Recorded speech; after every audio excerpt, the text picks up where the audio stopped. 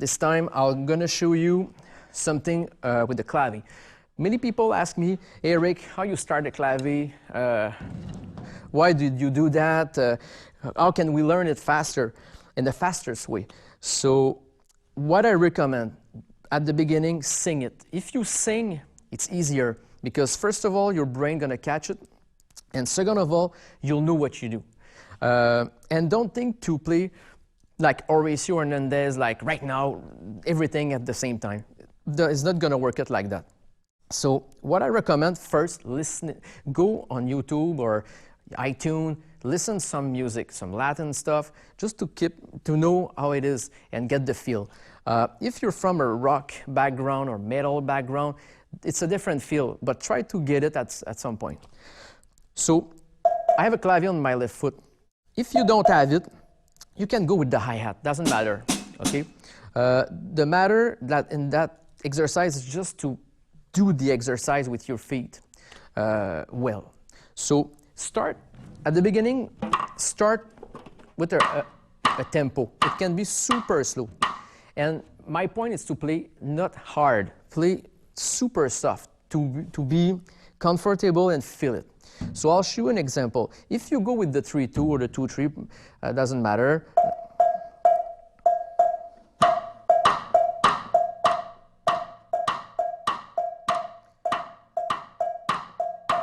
On the hi-hat.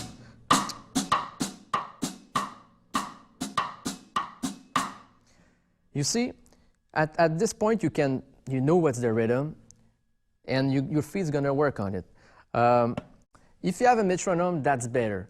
Just put the metronome, try to play with, because sometimes people will say, oh, I don't know if it's a Latin music, you shouldn't play with the metronome. We're not at the point we're gonna play on a show outside in the front of 1,000 people. We're just at the point we want to set down the beat and make it happen. So that's another point. There's a kick. If you're not feel comfortable with the kick, don't go to it right now. You can do like simple thing like single stroke, like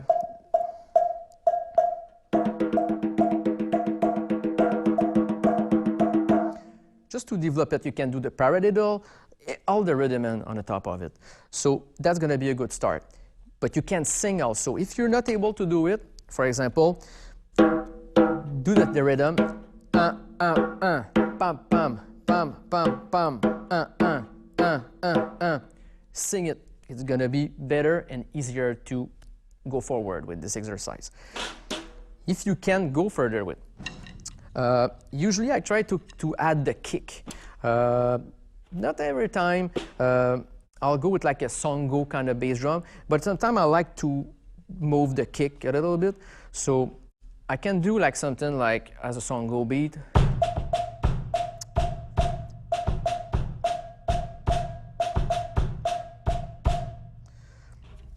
Usually what I like to do is just to keep the groove, feel comfortable, and add some things around.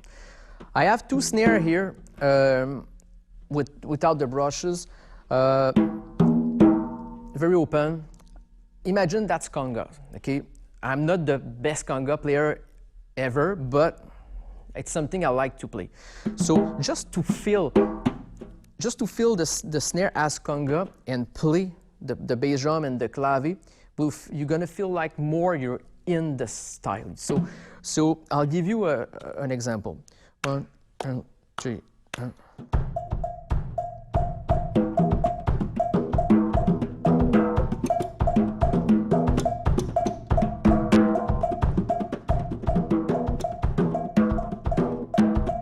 You see, we can go somewhere and it's relaxed. If I go with the strainer on, we can do the cascara, for example. Cascara, it's a pattern you'll play with the right, and it can be with the left one. But in that case, I'll play with the right. There's a few variations. Just pick one. When you start, pick one variation and keep this one for a while. And just at the moment you feel you get it. But I mean, just the clavi, just the cascara and the kick at the same time. I'll show you an example.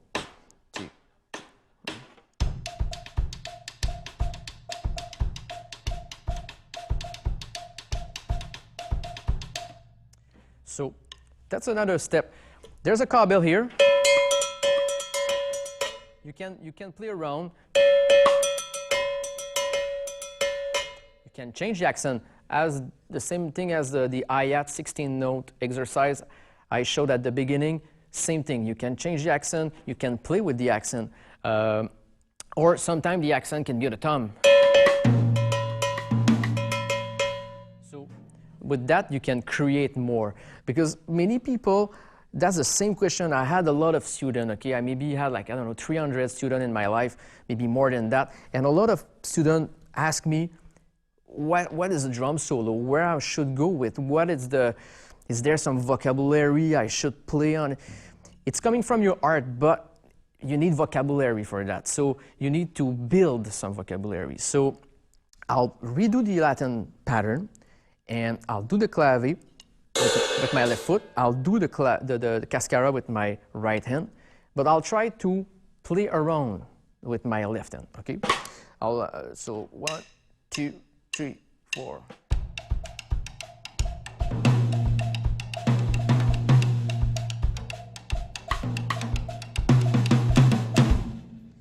I don't want to go like busy. That's not the point.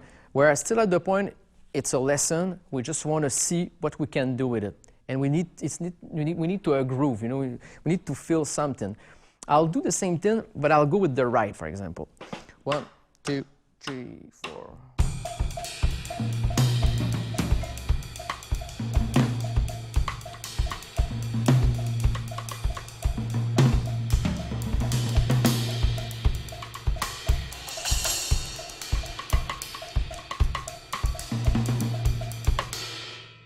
It's more jazzy, so because I'll try now to do the switch between the rim shot, go to the right. It's like the build-up. If you, in a song, or there's a bass solo, for example, or a keyboard, and then everything's going around, and you feel the tension, and it goes like to a place everybody wants to explode, you go on the right. So I'll show you. I'll start softly, I'll go a bit louder, okay? 1, 2, 3, boom.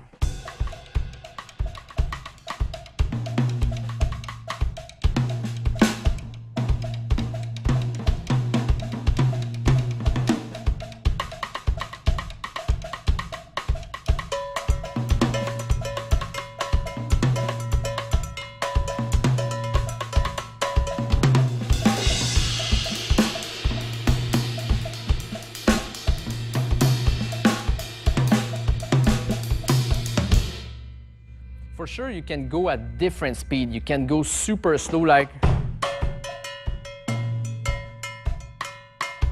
So you can. What I suggest, try to do all exercise you're playing in your life, slow, medium and fast, and soft, and medium and very loud.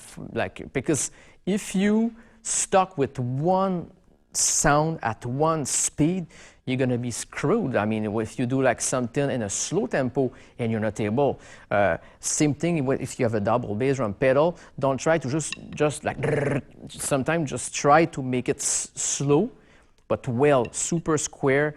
And if you speed up, you're gonna be better because you can do it at a slow tempo. I'll just do an example. I'll redo an example with the Latin stuff, the clave, but faster, okay? 1, 2,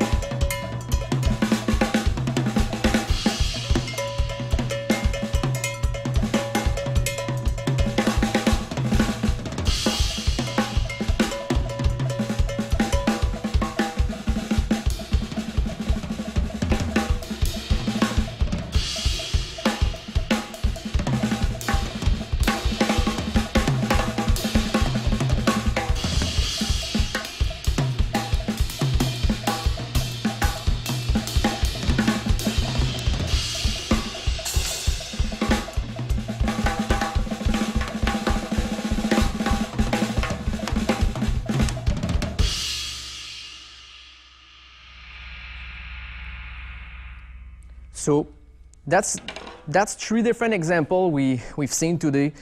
Like one super easy, one a little bit more harder, and one I know it's more difficult, but if you go step by step and you open your ear, listening different kind of music, you'll find your own sound. Because before just playing just your thing, it's important to incorporate different aspect of different drummer, different chops, different way, different setup. Some people, they don't think about that. They want to sound like that drummer, so they're gonna set up their drum in that way, but it's maybe not the way, it's the best way for them. So sometimes I recommend try a different thing. Remove one toms, put 2 floor, 1 floor. If you only have a 4-piece, it's perfect. My main setup, I have almost the same thing except this. I have like 4-piece, 3, 4 cymbals. Sometimes I have 2 cymbals, like a hi-hat and a big crash ride. It's not the number of things you have around, it's the way you're gonna sound. You're gonna get the good sound from that kit. So thank you, and I wish you good practice. Take care.